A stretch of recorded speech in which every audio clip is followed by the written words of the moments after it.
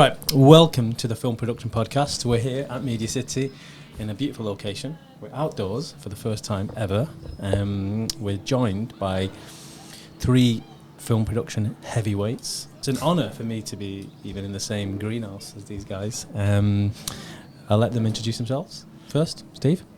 Before I start, flattery will get you everywhere, Aarif. Yeah. So my name's Stephen Wyatt. I'm an academic fellow teaching second and third years. I'm Laura Hilliard. I'm also an academic fellow teaching second years. I'm Jeremiah Quinn, and I am an HPA. I'm not like these other heavyweights who, really count. No, Jeremiah Not is true. a film production But heavyweight. you're so much It's more. What else are you, Jeremiah? Well, I'm literally a heavyweight, unfortunately, with these bantamweights. No. But yeah, I am not the film production podcast host. I'm standing for Charlie Grimshaw, who's busy editing his third year film, Red Wall. So hopefully I can do him justice. So today's episode, what we really wanted to talk about was, and why we've got you guys in, because you guys are heavily involved with second year productions, and you have been for the last few years. So we've done podcasts in the past about first years and third years and graduates, but we've never done one for second years. So, we're speaking to you guys, and Jeremiah was like, let's talk about second year films and what we expect from students. And so that's the kind of vibe of the podcast, and we'll see where it goes from there. But I'm sure we've got enough there to kind of go on. So, Jeremiah, do you want to start? Yeah, sure. So we'll talk about the ones from last term, because all the ones that are currently on are very, very exciting. Projects that are being delivered right now, but they're all pending, so I don't want anybody resting on their laurels or anything like that. So I've just picked out a few film names with you guys. How about The Morning After? You've got another client. James Kingsley died at 65 years old. Margaret Fletcher, 39. Mark Flint, Australian. Hi, darling.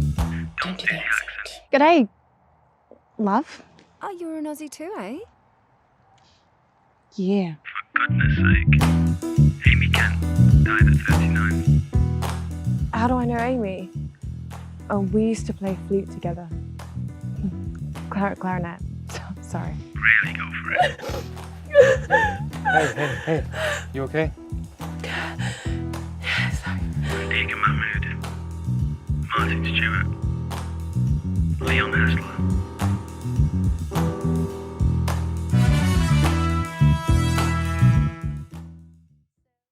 They put that montage on it at the beginning, which massively improved it, which the voiceover is obviously the centerpiece of that, obviously, for those who haven't really got it yet.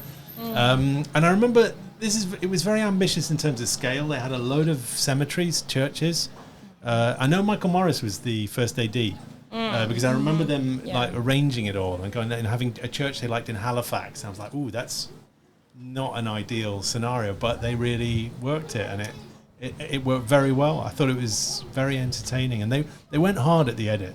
That each generation that came through the edit was a complete redo, and it came together really well. I remember the last one I saw was really very different to the previous edit I'd seen. I always admired that hard work in post. Were they initially planning on doing the voiceover? I don't think so. Okay, It wasn't scripted. So I feel like voiceover is one of the most underrated tools in second year that is very rarely gets used. I'm a big Terrence Malick fan, and I think voiceover can be really expository and sort of like that is what you don't want. You want it to be in avoided, contrast with whatever you're seeing or creating a sort of new thing that creates tension with the visual, and it's very easy to do voiceover. It's easy to do good sound voiceover. I think a good example of that is Thin Red Line. It's got amazing. The intro is all voiceover, and it comes very close to just being very kind of overtly done, but it's pitched just the right way and doesn't actually tell you information. It just gives you, it captures a moment in time and his kind of escapism out of the war at that point. Yeah, lovely. That was a big success story in the end. Mr. Harrington was a film that I really liked. The germaphobe who's ready for the pandemic.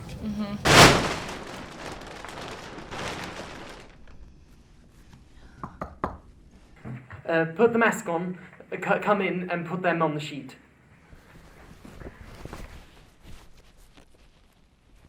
Is this okay? Yes. Put the mask in the bin on the way out.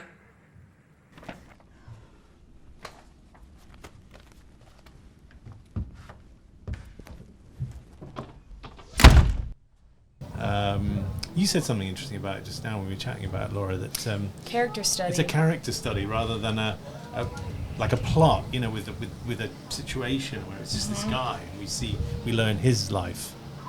Again, really achievable in a small scale or a small amount of time is, I feel like, the sort of, I don't know, like this is a very particular person and you put like things happen to them, but it's more about their reactions rather than them, you know, acting in big drama scenarios, I guess. Yeah, and it was the big reveal at the end that it's Christmas 2019, that he's ready. He rubs his sanitizer into his hands, looks at the camera, nods and goes, aha. And I think another thing that was really good about that, and I think this is another area where some students have done really well, but there's a lot of work to be done and it's important, is casting. That guy was super. Right, he inhabited that role, and he brought that film alive with his performance, and they must have worked hard to get that guy. I thought he was great, definitely. Mr. Harrington himself. How pleased were you with these films, Jeremiah, and the rest of you? Really pleased. Particularly as first trimester films. I think they in some ways felt to me like second trimester the year before. And again, like this is COVID and all the things, but I feel like we're really honing what second year is about and how to really get the best out of these two short films to prepare students as well as we can for making that thesis film. Second year is like, I feel, where the really nitty gritty like work and mistakes get made and done, and we like really are getting people ready to make a, I don't know, what is the word they call it? Showreel piece. Showreel piece. Yeah, you say. I think some of these are, and I think some of the ones we're seeing coming through now are as well. They're showreel pieces. You could, if you're going for an entry level position with a production company, you show them that, they'll be well impressed at a lot of these films. Yeah. So, like, out of all these films, what do you think they all did well to kind of be at such a high level? Like, when you have films that have great teams, but let's just say, for example, the DP may have a different agenda to the director, that's kind of the wrong way to go about it. And although it might look perfect, you might not get a film that actually delivers tonally. And that was another thing we were talking about, actually. The one thing the second years have done is actually translate script, the tone of that script into something visual, and it actually fits. Yeah. So for instance, like, I'll give you an example. It's like when you try and do, let's just say, a really serious drama, and it's all really high key and bright, or verse vice versa. You're doing you could be doing like a black comedy, and maybe it's just a bit too edgy, so they've really underexposed the image, and then it becomes something else. It looks more like a northwest gritty British drama like This Is England, which is kind of what you also don't want. So it's trying to marry up tone to script, and everyone has to be on board with that, or else you end up getting lots of chefs in the kitchen trying to make the same film. I think that with the these films, as they've come in, we've asked them how's it gone, and we've had the same comment quite a few times. I was involved in a really strong project, I really believed in it, and that made the teamwork easier. And I think that goes back to the improvement you made in the pitching process for this term. We get allowing everybody to vote for every film, which meant much greater numbers, which meant the merit was there in the projects that got through, and then made it better projects. Because I remember last term, sorry to be throwing a grenade as well, but it seems like that's the order of the day. Last term, there were projects that we thought, oh, why did that not get picked? Yeah, great pitches that I was really that nice slipped pitches. by. Yeah. I thought, how did that not get voted for? And I think allowing the whole class to vote for each section rather than just once meant that the good ones got through this term. And I don't want to pick one out, but I can actually remember the entire pitch of a couple of things from last term that didn't win, and I was like really gutted, really bummed. We say gutted here, Laura. Gutted. Football. We kick it with our feet. Do you know what I mean? That's what we do. We Soccer. For the fans listening. Football. I've heard Laura say quid, so she's a man. Oh, It's true. Quid. She's a man. Moving on, Obitus.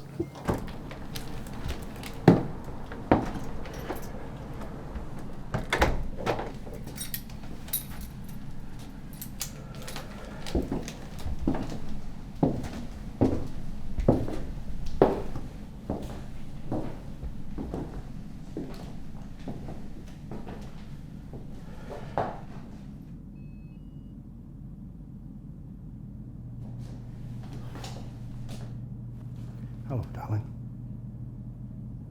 Hi. What else for me? Yeah. White Stargazer lilies. The favourites. How did it go today? Bit strange, really. Great cinematography. Really nice match, like you were saying. I was thinking while you were saying it, a really nice match between the sort of the feel of this quiet piece of this couple in this disastrous situation that doesn't suit them, and yet they're still loving, and a peculiar tone, and struck very well. And once again, casting. Those two were absolutely brilliant as a couple. I totally believed in them as a couple, and their acting was very good. I think that's one of the things that stands out for student films that have actors who aren't like younger people. They were an older couple, and they, even if your older couple that you cast aren't the best actors in the world, I think there's so much character in people's faces, and there's so much that really elevates your film just by writing an older character. That basic tip is don't cast a student or someone your age as a policeman, inspector, you know, all these things, security person. And when you get that right, it does. It elevates the quality of your film. Definitely. Yeah. Rubble. Hello. Hi, I'm looking for James Griffiths, the architect that designed O2 offices. Speaking. I'm deeply sorry to inform you, a structural fault in the building has been found, and due to it, someone's died. Now, Mr. Griffiths, we understand this is a lot to process, but in any case, any court action is taken, both the company and the council need you to hire your own criminal defender. We expect to hear who it is by tomorrow. Mr. Griffiths? Mr. Griffiths, are you there?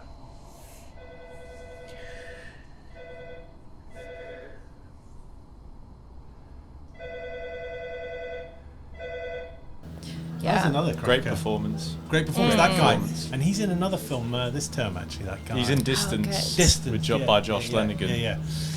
But what I liked about Rubble was that there were things that I really wanted to change about that script when we were developing. There were things that were sort of accidents that happened, and rather than the drama pushing forward, there were these little odd incidents that led to the next scene. And I didn't think any of they worked. And as we went forward through the edit, they cut them one by one, and they chipped away at it until it was just the story that was left.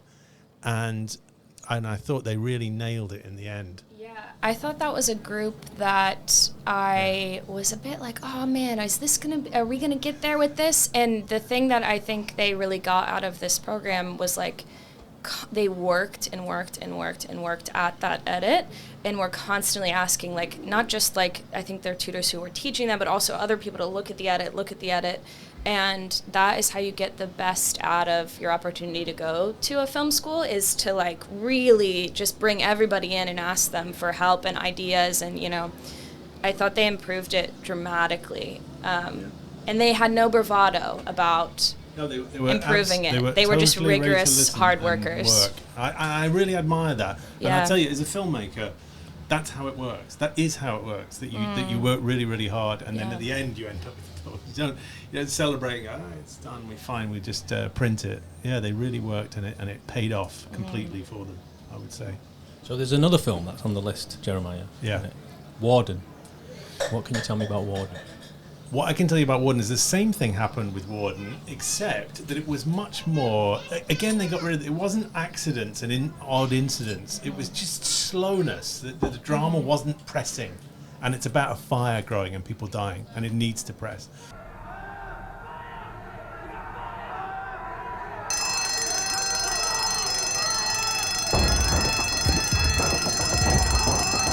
What's going on? Hello? Turner? Come in. We have a fire in block 4. I'm told it's out of control. Hi, this is Turner. There's a fire. I'm with Miller. Last time we checked, everything was fine. Over.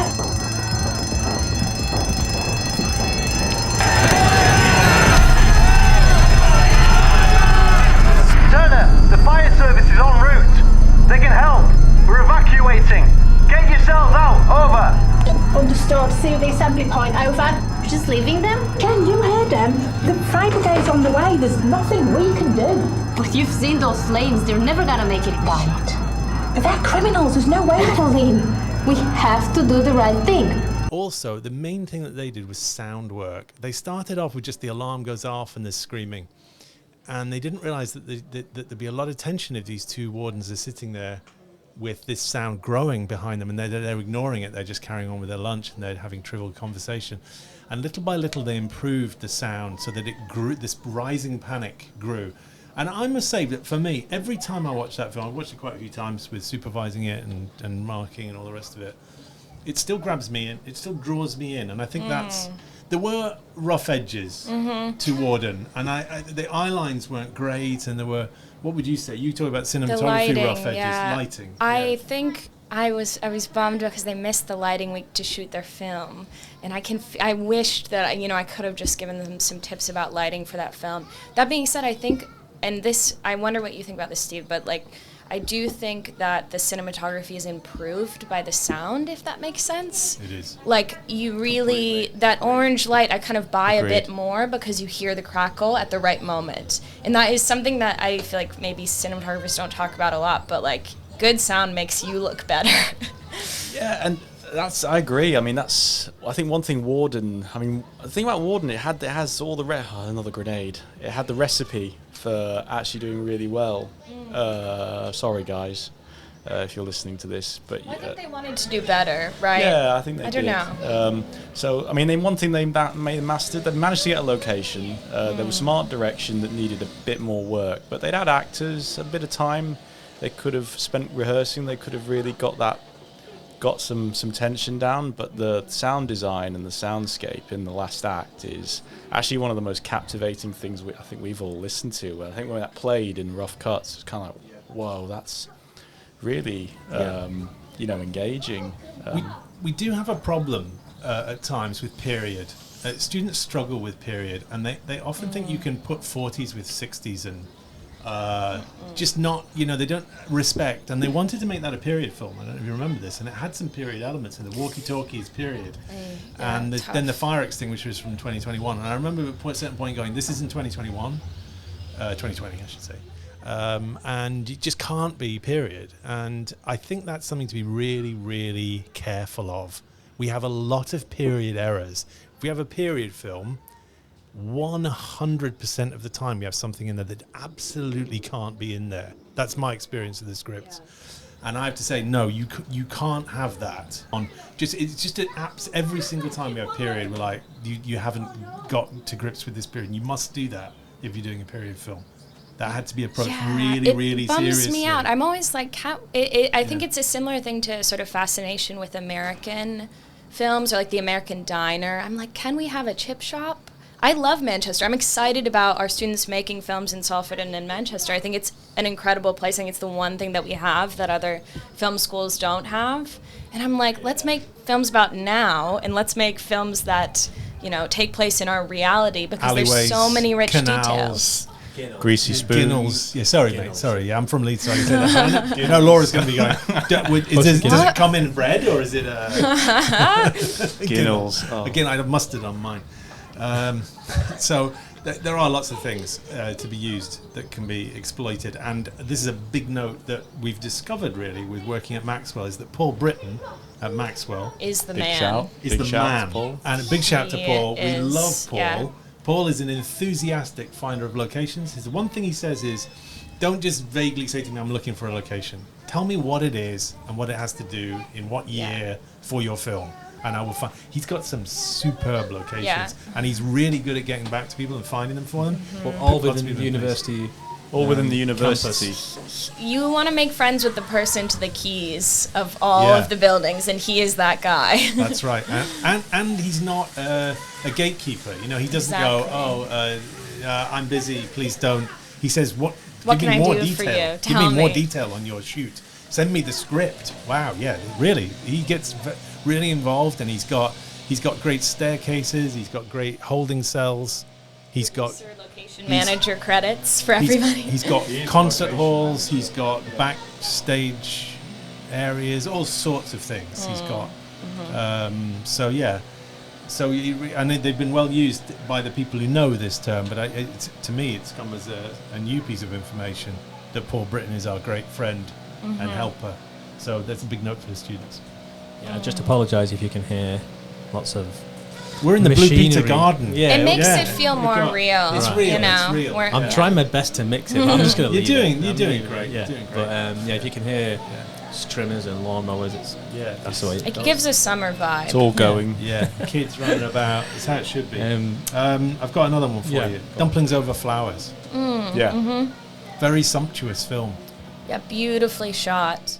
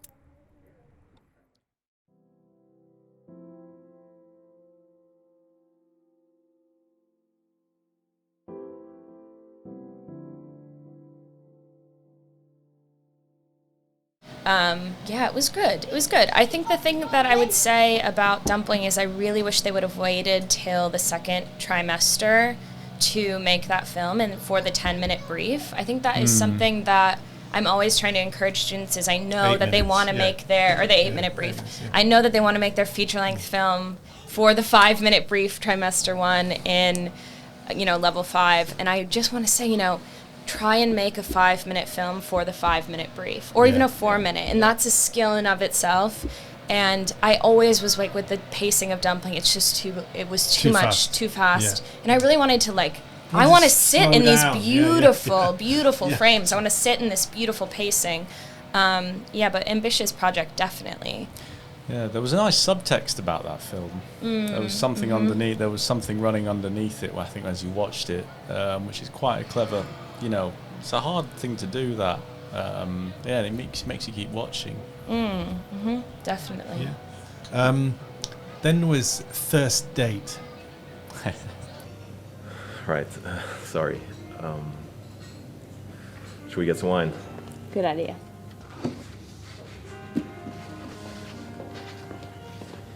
Yes, sir. We'd like to order some wine, please. Of course. Yes. The Bram Stoker 1992 from Romania, please. Excellent choice, sir. Excellent. I'll be right back. So, where do you work then? I work at the blood donation clinic. I mainly do the night shifts. Oh, that's interesting. Yeah. Where do you work? The Pest Control Centre. Are you guys ready to order? Yeah, I was thinking we could go for the steak. Steak? Yeah, that sounds great. And how would you like your steak done, sir?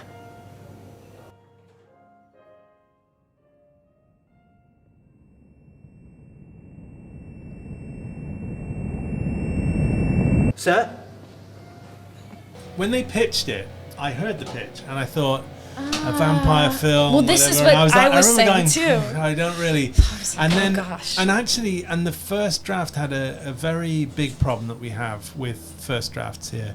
A whole page of nothing happening. So really, just like we're in this apartment, you know, the homes and gardens. There's plates and there's this table and there's a lamp. There's curtains and this is drawn and then he goes this way, he goes that way. You know, at the end of page one, you know, we're in an apartment that's been thoroughly described to us, is what we've got so far.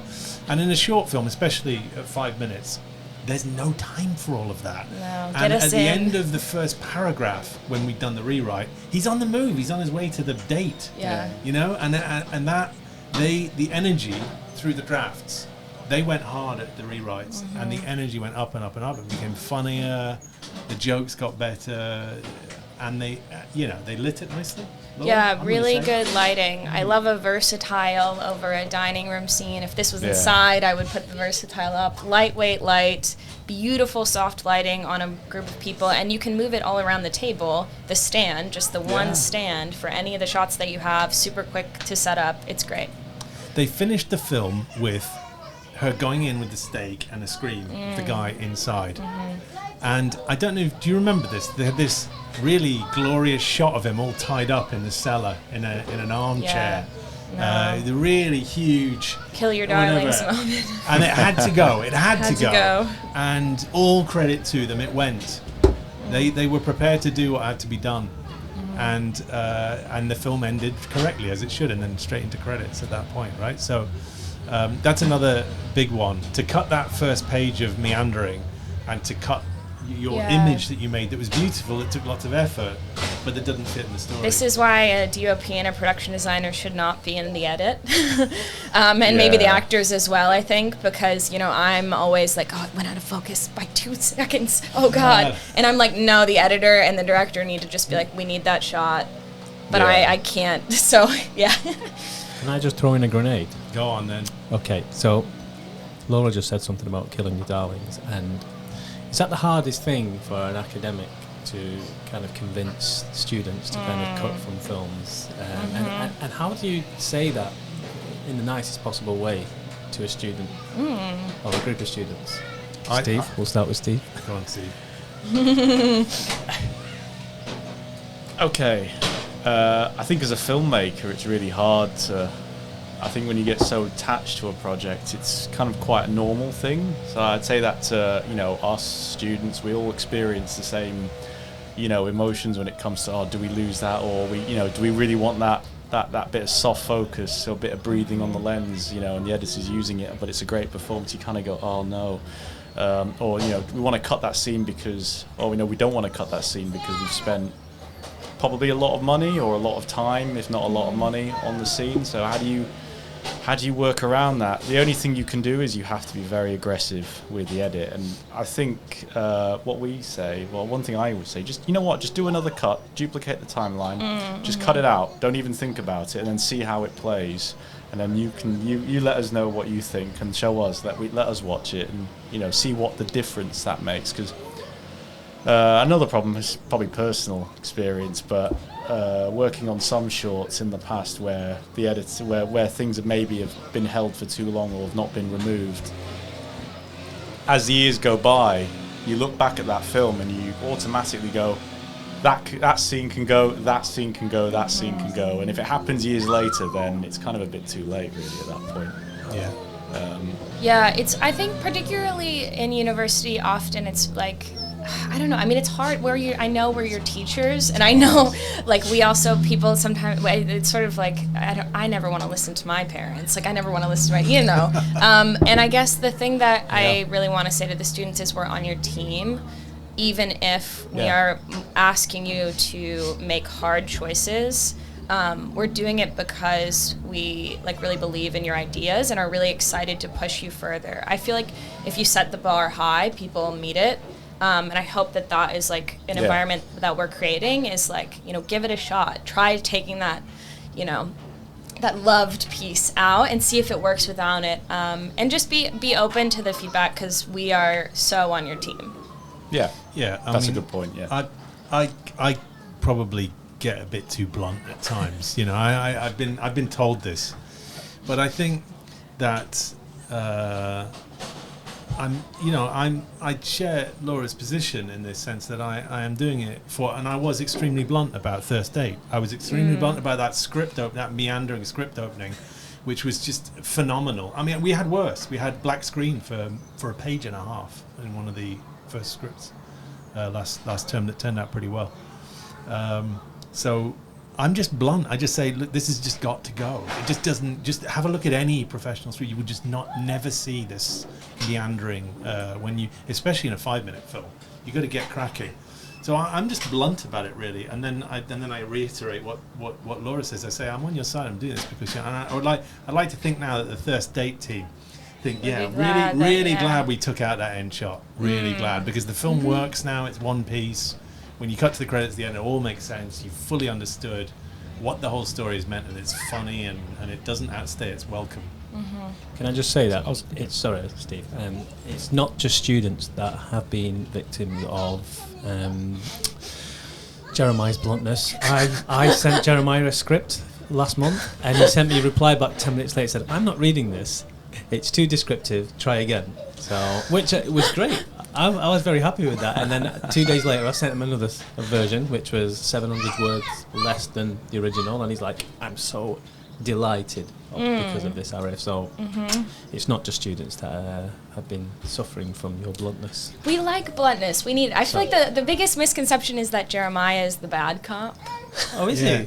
I think that Jeremiah is on the outside the bad cop, but he has a soft, gooey center. Yeah. Tell people about that, Laura. They're not supposed to know about that. How am I going to play bad cop anymore if they think I'm gooey? Well, wait until they find out that I'm the true bad cop. That is actually true. The inside I'm gooey and soppy, and Laura's as hard as nails. That's actually, I now that you've turned it back on myself. Yeah. I can actually go along with it. I can. I'm some grey matter in the middle.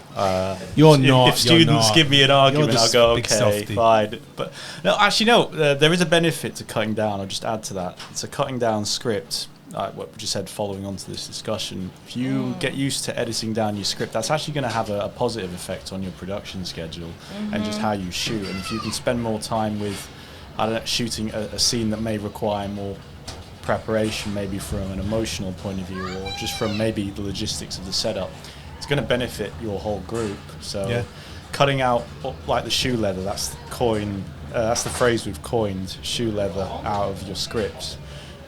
You're going to have a much tighter, you're going to be able to bracket more time and focus on things in your stories that need more attention. It just makes them a better read, to cut description. There's a lot of over description in student scripts. It's way over. You got one paragraph. Set yourself on one paragraph, Don't tell us what the objects are, tell us what the overall idea is. The production designer will decide what the objects are. I think this is a great place where we've improved the second year. Massively. Is a huge focus on script development and pitching and what is the idea and what is the story about. And that has been really exciting. I'm excited for the first years of this year to go into second year next year, knowing that we have such a honed approach towards script development, towards pitching. I mean, I think we really cracked it. How many revisions and script stuff have you done, Jeremiah? So much. Last year, in the cohort, we offered script revision. It wasn't a huge uptake, and I just felt that we needed to do more, and I proposed it, and it's been taken up fully, and it's really has. There's a great attitude in the students. The second years now, uncomplainingly did, I'd say, average 6 drafts for this term. It's amazing. Some people did 9 or 10. 6 drafts was a regular. Nobody was going "Oh no, I've written it, it's fine." Everybody was like, "What do we do with it? What's the next draft? How do we improve this?"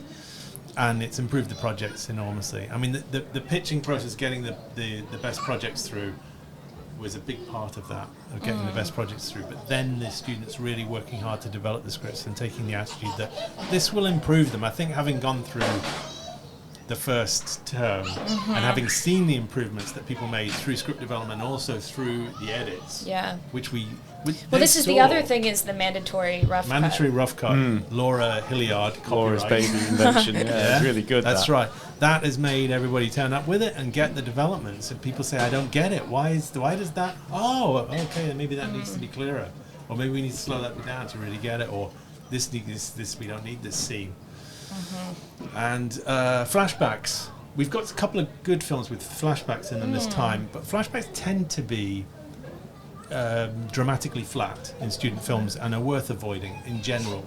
Normally we can get rid of flashbacks. Occasionally they work because they're dynamic in some films, and then that works. I haven't seen a new film for a while. Residency.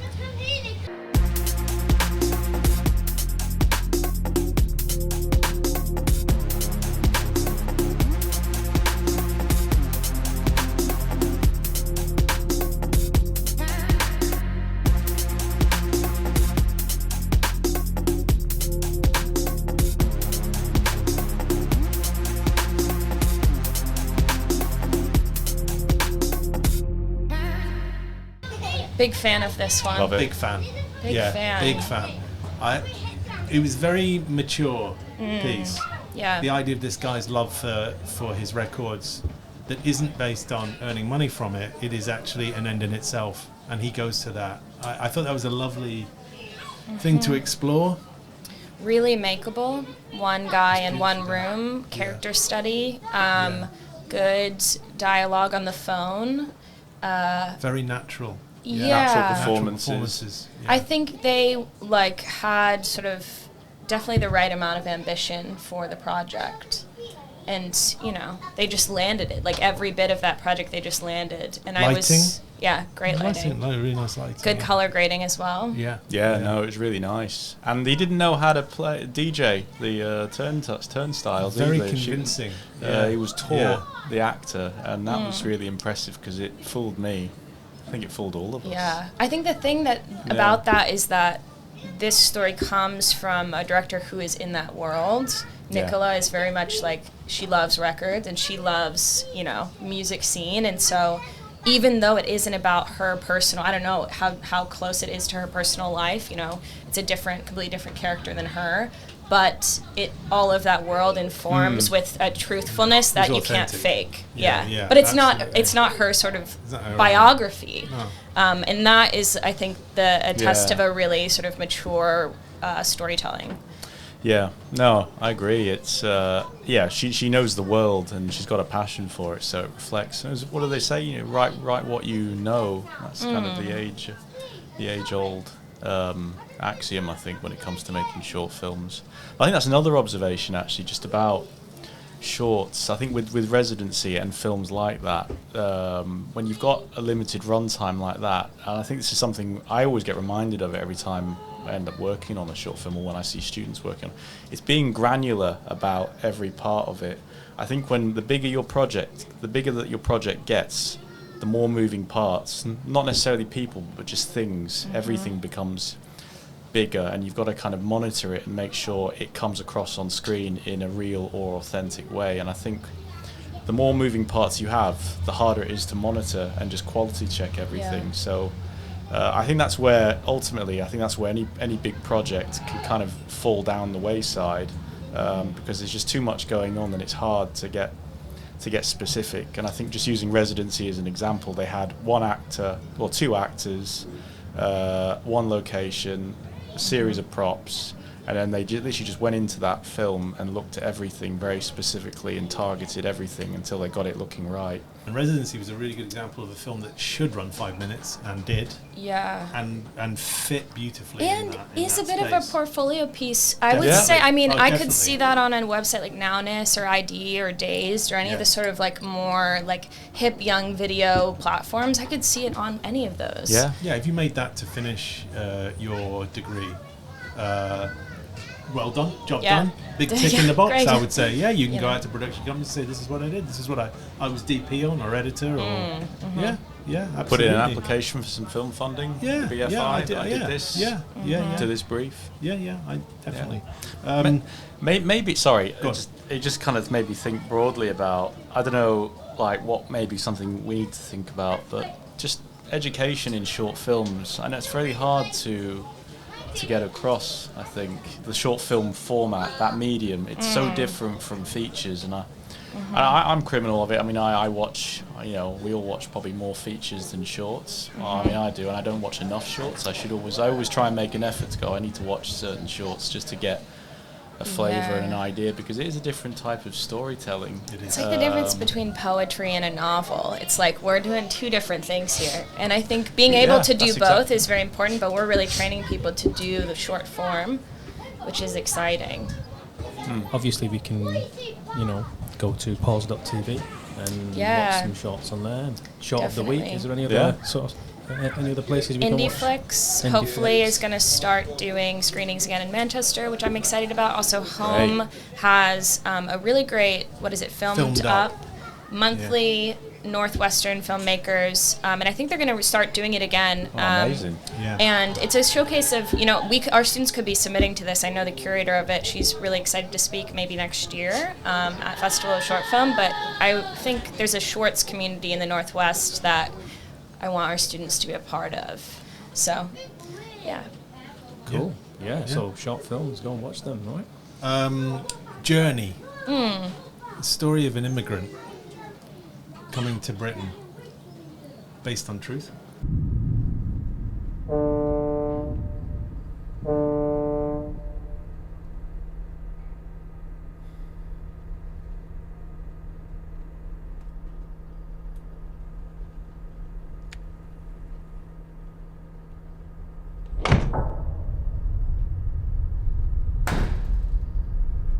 Something wrong?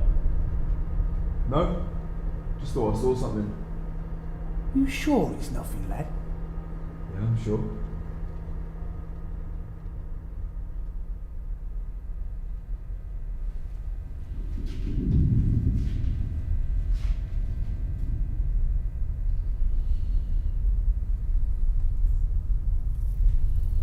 It's very heartfelt, and I think I like to see. I like things based on reality. I'm a big fan of doing them, and I'm a big fan of seeing them. And I think, it carries a lot of weight. And I had a real soft spot for this film. It had some rough edges in delivery, but it still carried that idea behind it. So I had a real soft spot for that film.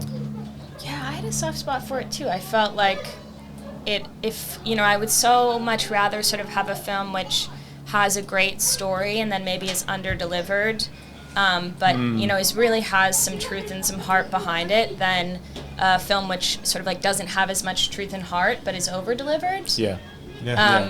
Because we can teach you how to deliver it. I think it's harder to get people to really think about why am I telling this story, and does it mean something, and will it reach somebody? Yeah, and in that one it was clear. Yeah. And it was a 5-minute film made to 5 minutes. So some rough edges, but I liked it. Nice sound design. Nice sound design, yeah. They faked an interior of a ship in Maxwell, and it works to some extent. I think that's something to think about. I think for all students, if you can't find a location that necessarily fits the bill 100%, you can do a lot with underexposing it, adding the atmosphere precise really elements in of some sound. places. Loads of reverb in the right places. It just sounded like the interior of a shipping container. I think you know why you're tapping into a story when it's real. And I that's a big tip to people trying to think of a pitch for next term, for next year. Is that was absolutely clear why that story spoke, and that's what happens with real stories, that you know why you're attracted to them. You go, I really like this story, and you go and tell people about it, and that you want to make a film based on it. Yeah, and what we're going to try and do in the comments, we'll try and link all these films. Oh, fab, yeah. So people can watch it, because most people, I haven't seen a couple of the films that you mentioned already, so I even want to watch them now. So I'll send you a link.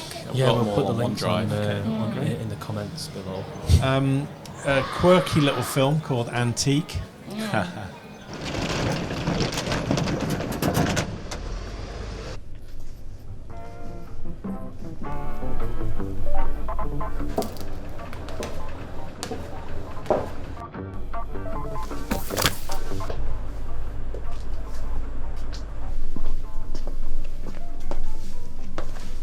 Hi, I was wondering if you could help me.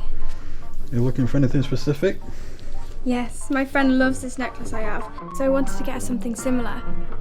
I got mine from an antique shop like this. Have you got anything similar? Oh yeah. Sure we can find you something similar. In fact, I keep the nicest necklaces in the back, so they don't get stolen.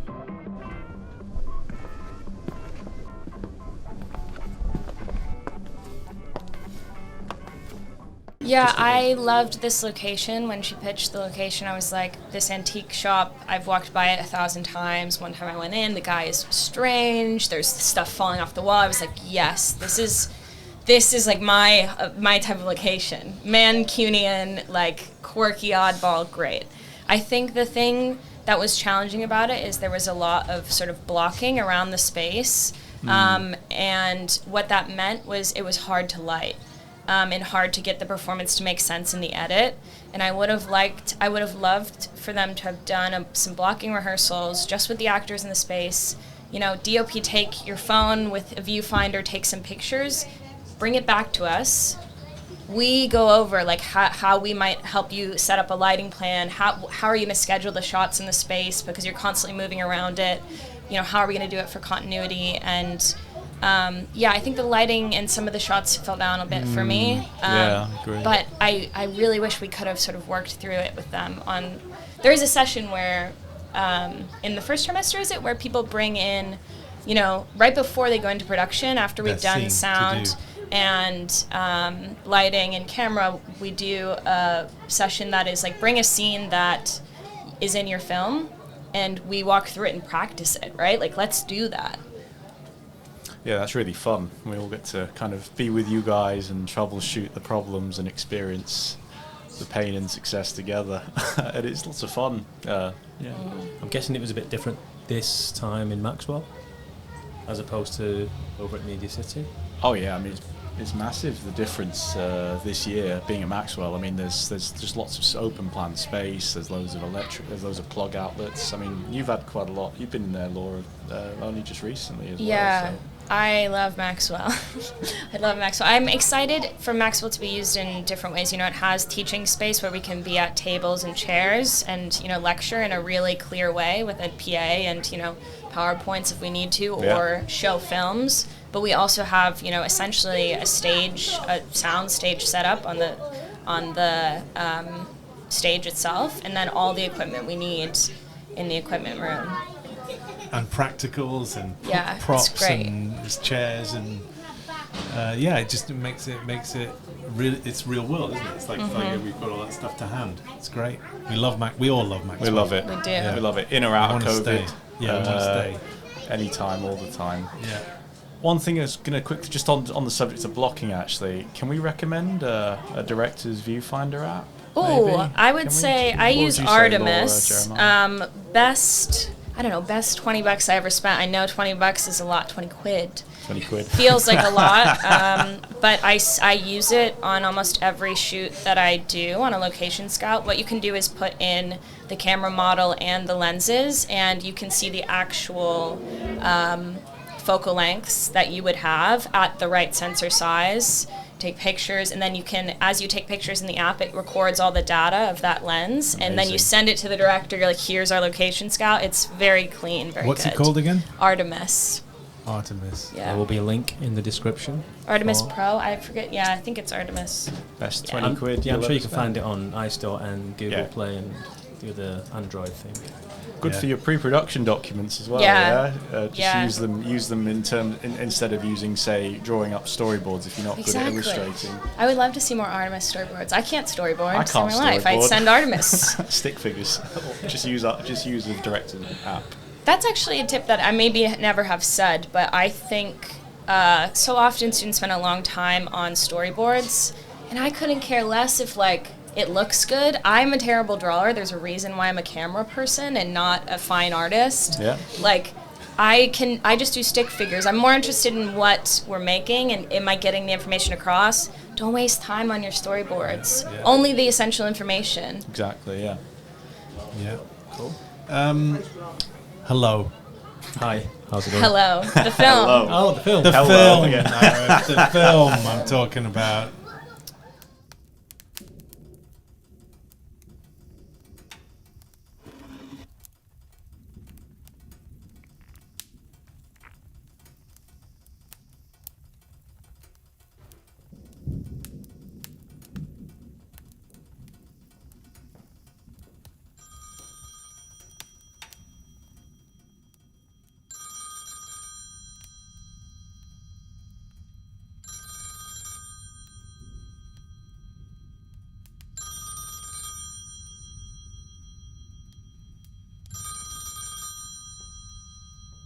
That was an exciting pitch.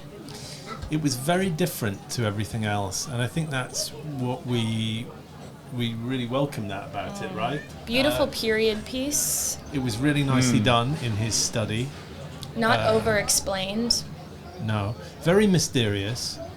It was just one scene in the end, and I realised that the cut came down from problems that they'd had in production and in production design and all the things that they ran into.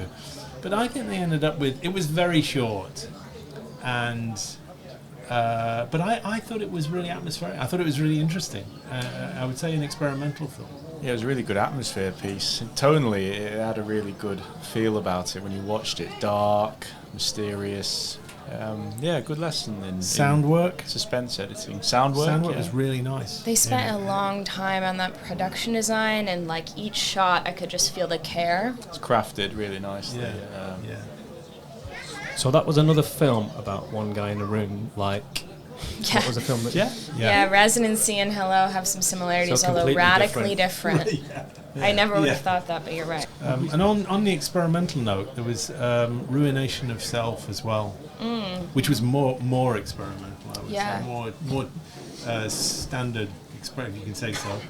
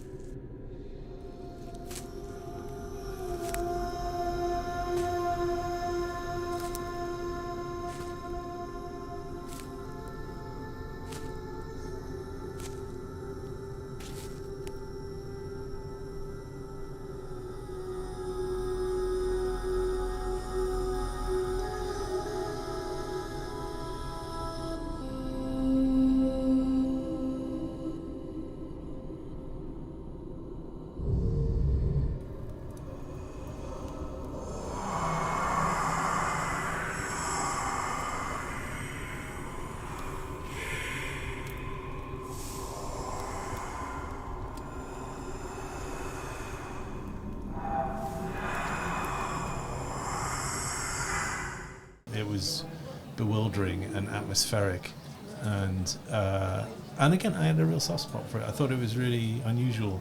And we don't see that often. Exactly. And we'd love to see more of that if students from the first year coming in, listening to this. That should be great. Yeah, there's a lot Pavel's of... doing a Pavel's module, doing it, experimental film in the second year, right? Is that right? Yes, I think right, so. yeah. Second year. So for people who are thinking about it, doing some more on it, people coming up from first year, Well, yeah, I mean, we've had quite a few. I mean, I think the two most popular modules for second year are experimental film and Laura's cinematography module. So which we've not. Nobody wants to talk about that. We've talked about it too much. Let's just we've managed to get this far in without. Don't throw that grenade. We set her off; she'll never stop. I know, I will never stop. Yeah, Laura, you've created a level of excitement that I don't think we've ever seen before. No, so we do want to talk about it. I was being ironic there. That was irony. But it's a great buzz. You see all the students from your module posting their rushes on Instagram and just watching it. And wow, that's they post it proudly, and it's really like, I shot this on an Arri SR3 on 200T film. I mean, I think for anybody in the industry, I'm like, yes, any filmmaker nowadays, even fancy filmmakers off in London will see them posting their rushes on 60mm film. Like, that is amazing and very cool. So yeah, I'm excited to do more things with it. It's obviously the first time we've ever done it, and during COVID time, so I'm excited to hopefully get more people in to talk next year, maybe have a little trip to the Kodak lab. We're really building a partnership with Kodak, and hopefully we'll be able to do the Kodak commercials competition. I really have I'm a very competitive person, and NFTS wins this Kodak commercial brief every year, and I just want to, if they're listening, I have my eyes on down NFTS. on them, and we will win. To just add to what Laura said, there's just not many universities outside of the National, outside of Brighton, I think, Bournemouth, that actually has access to a film camera and the facilities to produce stuff originating on film. But more and more it's coming back in the UK and in the world. They just opened a new lab in London, so I think, our graduates are particularly positioned to, have a great employability skill. For sure. So. But it's an in vogue thing, like everyone, like Britain and 16mm are like so synonymous. Yeah. Because no one could ever really afford to shoot 35 on a mainstream drama here. That was kind of always not considered, but like a very, like that's glossy American big, network show. 16mm was literally like everywhere here in the 90s and 90s and even before that. It adds a lot of prestige. It does, yeah. To the university, to our course. But I think the biggest benefit, and isn't even that employability, it's the huge excitement that it generates in the students and their application then to cinematography practice that I see going on, and that's where it's at. That is the big plus. That's just I'm not involved in it. I didn't plan it with you. It's nothing to do with me, effectively. But I see the students' excitement about it is huge, and the technical knowledge that comes from that, light meter. Yeah, light meter, pulling focus with a tape measure. You can't play it back, right? Yeah. I've got a video of you actually that I'm recording going, don't look through the viewfinder, use the tape measure. And you're running a tape measure out. I mean, listen, even if you have a digital camera, things fail. Film production is about everything going wrong, and hopefully what it gives them is they know that everything can go wrong, and they still are so confident with their ability that they can make it happen.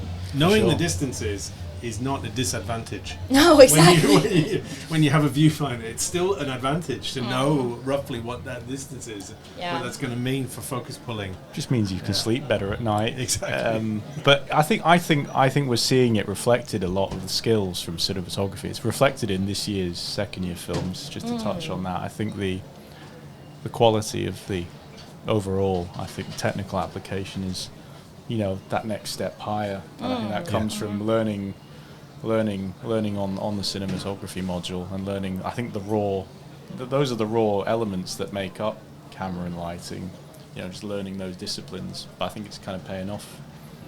How's it been going, Laura? It's been going really well. We have almost all the test sheets back. I think the fantastic thing is when, the students send away their film and a week later they have to wait a week to see what they shot and get it back. And I've gotten so many emails like, oh my gosh, it came back, it looks good, it came out. Wow. So that has been just a joy to give them that excitement, because that's the excitement that I get from it, is oh man, what's it gonna look like? It's like Christmas morning. So nice. Great. I mean, we've just discussed quite a few things about second year. So just to kind of wrap up, if that's all right, Jeremy, is that? Yeah, it's fine. It's fine to wrap up. Yeah. I mean, I don't know why you're looking to me to wrap up. I thought you had a list. No, he has an agenda of films. He's got a kill list. Yeah. So just to kind of wrap up, there'll be a lot of first years watching this and listening to it, and they've just heard a lot of things about second year, about Maxwell, about cinematography, and kind of the practical side, and you listening to that. How do they prepare for second year? Have you got a message for them, how they can kind of improve and even go even further from all the comments that you've just discussed about the successful films of the second year? How can they prepare themselves to be better than that? And then each one of you, have you got a message for the current first years? I have a list of 4 things that ruin films faster than anything else. I have been reiterating it and battering people with it and being my blunt self about it. I'm going to do it again because we're still getting the same things that are coming back, okay? And attention to detail on sound is the most important thing for delivering a competent film. And it's also, sound is really, really exciting in film, and I think that is something that tends to get overlooked at undergraduate level. And the films that don't really play, it's because the ones that really don't work, it's because they have bad sound, and there's no getting around it. There's nothing you can do with bad sound. So I think that's really, really important for them to take on board. After that, it's factory reset. We've had another team with no factory reset, 2 teams with no factory reset. I love your list, Jeremiah. Mute footage. I want to get him a t-shirt. Syncing by eye. Variable frame rate. We've had a team that's doing syncing up to mute footage that's at variable frame rate. So every line has to be synced up. 3 days of wasting your time when you could have done a factory reset. Wipe the card. We've had another team this time didn't wipe their card. 200 Most gigs of the footage of is data. now 256 gigs. Yeah. Factory reset, wipe the card, good sound, and check the gear at stores. We still do. I tell them over and over again, they don't do it, and then they come back and these are the biggest problems that have been created on the films that we've done this side. Is the list of 4. I'm not expanding it. There isn't a 5th. Yeah. The 5th thing would be the script. If you haven't got a good script, the film will never be good. But those 4 are the ones that we were still falling down on, and I just want to get that. And then the other thing I would say to firsties coming into the second year, we'll lay it all on you. Don't bring your ego. Just get to work. All of the films that we're talking about being successful, we talk about the process that they arrived at that by working, by saying what should we do with this, and showing it to others and listening. Yeah, I think that's really important. That's a really big lesson, is that you learn that the harder you work on your film, the more you approach it fresh, the better it will get. It's an exercise in stamina and persistence from pre-production straight through to export, final export. Yeah. Yeah, write these down, first years, bullet points. They were great tips from Jeremiah. Laura, would you like to add to any of them? Yeah, I would say something a bit bigger picture about your summer. You're about to head into the summer, but the summer is a time to really think about what you're interested in. Get excited about, films, watch a lot of films, but also just take note of the stories that you gravitate to, take note of the things that you can't stop reading or watching or listening to. I think what makes a really strong creative practice is somebody who has an investigation into a particular type of topic. I don't care if it's you become obsessed with Bitcoin, or you become obsessed with football, or just to name a few of my recent weird obsessions. But I think it's important to recognize in yourself what you are fascinated by, and then you can use all of that fodder as rich material to tell stories. Steve, really cool. we don't add to that? Wow. For first years, a message, if there was a group of first years right now and they say, Steve, tell us about second year, how do we best prepare? What would you tell them? Preparing, I think what Jeremiah and Laura said is hit the nail right on the head. Those are things to be thinking about, I think, going into next year.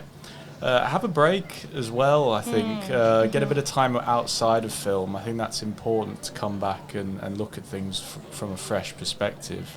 I think when you start your second year, go into it with an open mind. So I know it's very tempting to want to work with people and we get that, because when you have a good experience of that, you want to stick with the same peer group, with the same students, friends. But yeah, use it as an opportunity to network with other people in your year, because everyone has great skill sets, and it's just unlocking the right, what it's about is the right marriage of people together. It is literally like a marriage, and certain aspects will just work beautifully. It just clicks, and you'll find that out, I think, when you make your first films and filmmaking practice in the first trimester. And don't get precious with your edits. Just be ruthless. Yeah, I would say just the one thing to add to all the list that I made, I'm sorry, and it's on a separate point, is the one thing that I have had a few complaints about from students this year that they didn't feel went particularly well was that people who were disappointed they didn't win the pitch, and their project didn't get picked. And I would say that now you can start to prepare for that. Okay, does your pitch make sense? Right, we have lots of pitches that have something in them that you go, no human being would ever do that.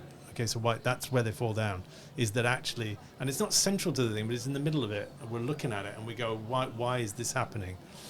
Or it's not coherent, or it doesn't flow.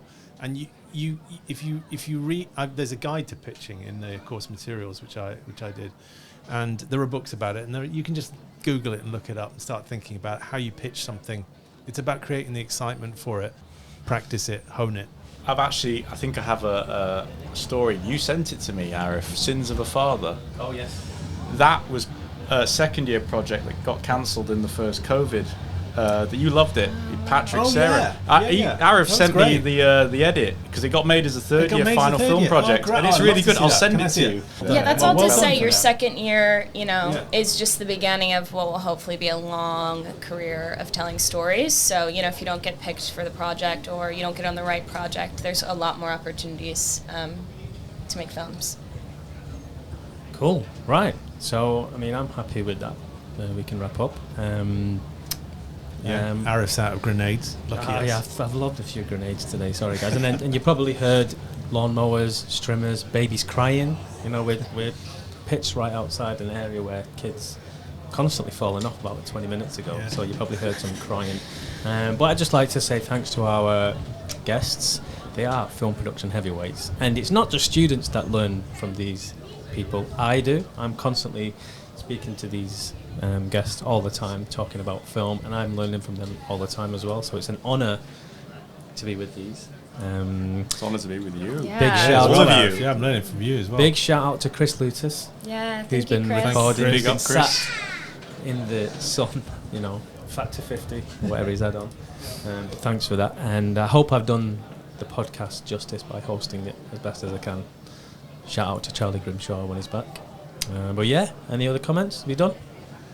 I think that's it. I just hope everything in today's podcast has been useful for the student cohort, and please don't take anything too offensive that we've said either. Yeah. Hopefully this will be the first of many outdoor podcasts. And if you've got any ideas, if you've got any topics that you want to talk about, please get in touch. We're open to any topics. Let's get in the greenhouse and start talk. Thank you very much. This has been the Film Production Podcast. See you soon. Bye. Thank you. Bye.